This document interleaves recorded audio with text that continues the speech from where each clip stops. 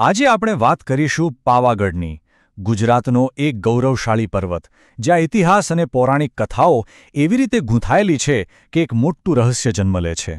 ચાલો આ ગાથામાં જરા ઊંડા ઉતરીએ. પણ આ બધી ભવ્યતાની પાછળ એક સવાલ છુપાયેલો છે. એક મોટો સવાલ. 500 વર્ષ, 5 સદીઓ સુધી મહાકાળીના આ મંદિર પર ધજા કેમ નહોતી ફરકી? શું કોઈએ વિચાર્યું છે ક્યારે? આ એવો સવાલ છે જેનો જવાબ 500 વર્ષના લાંબા ઇતિહાસમાં દટાયેલો છે. તો આપણી આ આખી વાત શરૂ થાય છે એ જ લાંબી અને રહસ્યમય પ્રતીક્ષાથી. એ પ્રતીક્ષા જેણે પાવાગઢના શિખરને સદીઓ સુધી સૂનું રાખ્યું. ચાલો સમજીએ કે આની પાછળનું કારણ શું હતું. તો આખી વાતમાં ઊંડા ઉતરતા પહેલા ચાલો પાવાગઢ વિશે થોડું જાણી લઈએ.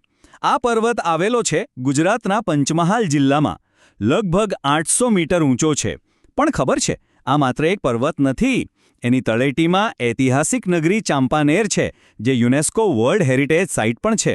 અને એકદમ ટોચ પર ત્યાં બિરાજે છે લાખો લોકોની આસ્થાનું કેન્દ્ર, માં મહાકાળીનું મંદિર.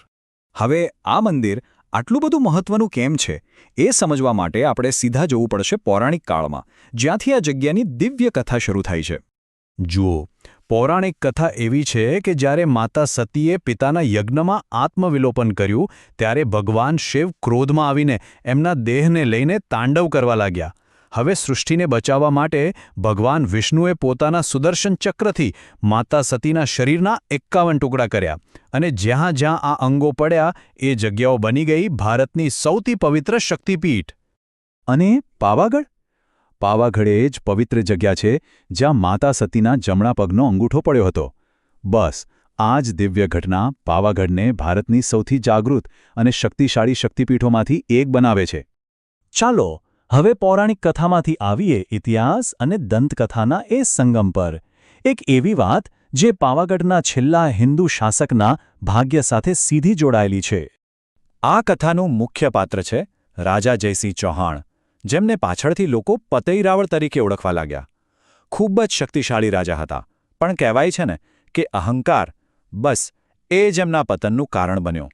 કહેવાય છે કે નવરાત્રિના દિવસોમાં પાવાગઢમાં જોરદાર ગરબા થતા, અને આ ગરબા માતા મહાકાળીને એટલા પ્રિય હતા કે તેઓ પોતે એક સામાન્ય સ્ત્રીનું રૂપ લઈને ભક્તો સાથે ગરબે રમવા આવતા.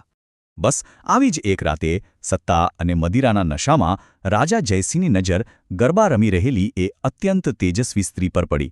એના સૌંદર્યથી એ એટલો મોહિત થઈ ગયો કે એણે એ સ્ત્રીનો હાથ પકડી લીધો અને સીધો જ પોતાની રાણી બનવાનો પ્રસ્તાવ મૂકી દીધો. એને જરા પણ અંદાજ નહોતો કે એ કેટલી મોટી ભૂલ કરી રહ્યો હતો. અને બસ એ જ ક્ષણે માતા મહાકાળી પોતાના અસલી રુદ્ર સ્વરૂપમાં પ્રગટ થયા અને રાજાને શ્રાપ આપ્યો. હે મૂર્ખ રાજા, તે તારી પોતાની કુળદેવી પર કુદ્રષ્ટિ કરી છે. આજથી તારું અને તારા આખા સામ્રાજ્યનું પતન નિશ્ચિત છે. બસ આટલા શબ્દોએ રાજા અને એના રાજ્યનું ભવિષ્ય લખી નાખ્યું.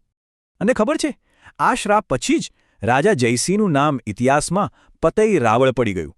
પતઈ શબ્દ આવે છે પતન પરથી, મતલબ કે એનું નામ જ એના નિશ્ચિત વિનાશનો સંકેત બની ગયો. હવે દંતકથામાંથી આવીએ સીધા ઇતિહાસ પર અને જોઈએ કે માતાજીનો શ્રાપ કેવી રીતે એક ઐતિહાસિક હકીકત બની ગયો.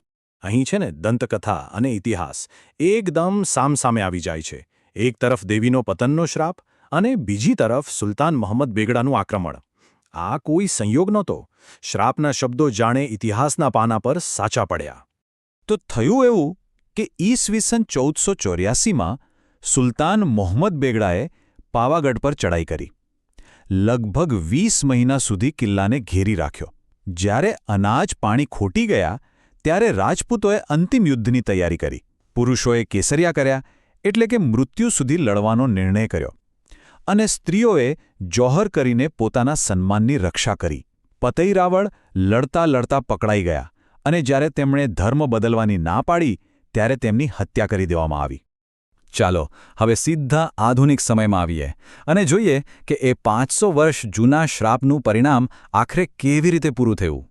સુલતાનના વિજય પછી મંદિરનું જે શિખર હતું એ તોડી પાડવામાં આવ્યું અને એની જગ્યાએ બનાવી દેવાઈ પીર સદન શાહની દરગાહ. હવે હિન્દુ પરંપરા પ્રમાણે જો શિખર ખંડિત હોય તો એના પર ધજા ના ચડાવી શકાય.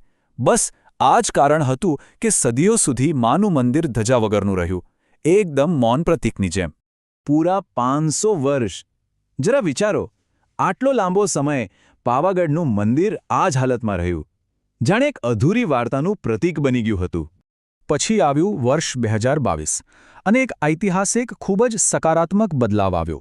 હિન્દુ અને મુસ્લિમ સમુદાયના આગેવાનોએ સાથે મળીને પરસ્પર સંમતિથી દરગાહને ખૂબ જ સન્માનપૂર્વક મંદિર પરિસરમાં જ એક નવી જગ્યાએ સ્થાનાંતરિત કરી. આ સૌહાર્દભર્યા પગલાંને કારણે જ મંદિર પર નવું, ભવ્ય, સુવર્ણજડિત શિખર બનાવવાનો રસ્તો ખુલી ગયો. અને પછી 18 જૂન 2022 એ ઐતિહાસિક દિવસ આવી જ ગયો, જેની 5 સદીઓથી રાહ જોવાઈ રહી હતી. 500 વર્ષના લાંબા ગાળા પછી પહેલીવાર મહાકાળી મંદિરના શિખર પર ધર્મની ધજા લહેરાવવામાં આવી. એ ક્ષણે માત્ર ધજા નહોતી લહેરાઈ, પણ સદીઓ જૂની પ્રતીક્ષાનો અંત આવ્યો હતો. તો આ આખી ગાથામાંથી આપણે શું શીખી શકીએ? આનો બોધ શું છે? પતઈ રાવળની આખી વાર્તા આપણને એક ખૂબ જ ઊંડો અને સનાતન બોધપાઠ શીખવે છે. એ યાદ અપાવે છે કે ભલે ગમે તેટલી શક્તિ હોય, ગમે તેટલી સત્તા હોય, પણ અહંકાર અને ખોટું આચરણ એ હંમેશા વિનાશ તરફ જ લઈ જાય છે. જો પાવાગઢની આ ગાથા ઇતિહાસ અને દંતકથાનું એક અદ્ભુત મિશ્રણ છે, અને એ આપણને વિચારવા પર મજબૂર કરે છે કે આપણે જે વાર્તાઓ સાંભળીએ છીએ એમાં સત્ય અને શ્રદ્ધા વચ્ચેની એ પાતળી રેખા ક્યાં છે. કદાચ આ એવો સવાલ છે જેનો જવાબ દરેકે પોતાની સમજ અને આસ્થાથી જ શોધવાનો હોય છે.